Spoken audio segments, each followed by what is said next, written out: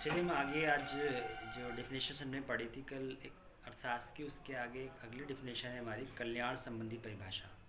देखिए कल हमने एडम स्मिथ की जो धन संबंधी परिभाषा पढ़ी थी, उन्होंने जो कहा था कि जो अर्थशास्त्र है वो एक धन का विज्ञान है। लेकिन आज हम देख रहे हैं कि जो कल्याण संबंधी परिभाषा है, जो स्पेशली जो प्रोफेसर पीगू हैं, मार्शल हैं, इनके द्वारा दी गई थी, इनमें कुछ परिभाषाएं हैं जिसमें प्रमुख परिभाषा जो है मार्शल की परिभाषा है।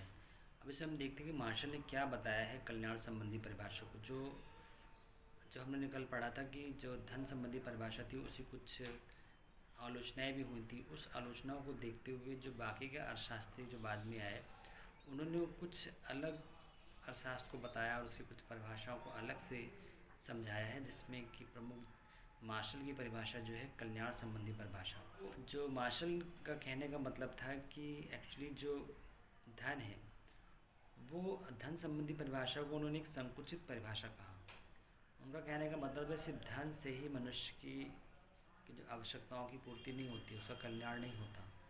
एक साधारण व्यवसाय का मतलब क्या है कि जो एक सिंपल लाइफ में जब किसी व्यक्ति के बारे में उसे कल्याण की जो वस्तुएं हैं उसमें जब वृद्धि होती है, जो धन जो अर्जित किया है, जब तक कि वो मनुष्य के काम नहीं आता, मनुष्य कल्याण में उसका उपयोग नहीं होता, तब तक हम उसको एक अर्थशास्त्र नहीं कह सकते। अर्थशास्त्र सिर्फ धन नहीं कमाता है, धन की बात नहीं करता है।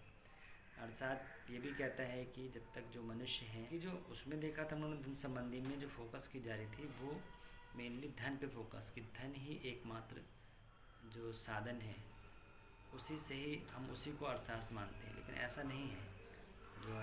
जो अर्थशास्त्र है वो मनुष्य का अध्ययन करता है। मनुष्य मेन है, एक मनुष्य एक प्रमुख है जो इस बात को बताता है कि मनुष्य ही धन अर्जित करता है और मनुष्य ही उस धन का उपयोग करता है। मनुष्य ही उस धन से अपनी कल्याण की वस्तुओं को तो हम देख सकते हैं इनकी जो परिभाषाएं हैं, उस परिभाषा के आधार पर कुछ विशेषताएं की बात कर लेते हैं हम। अर्थशास्त्र जो मार्शल ने जो अपनी बात कही है, उन्होंने कहने का मतलब था कि जो अर्थशास्त्र है वो वास्तविक मनुष्यों की क्रिया के बारे में बात करता है। वास्तविक मनुष्य का मतलब एक मनुष्य, जीता जागता मनुष्य वो है। वो एक आर्थिक मनुष्य की बात नहीं कर रहा है। जीवन सिर्फ मनुष्य सिर्फ रुपए पैसे की बात नहीं करता, सिर्फ रुपए पैसे कमाना, उसको खर्च करना ही उसका एक मेन उद्देश्य नहीं होता।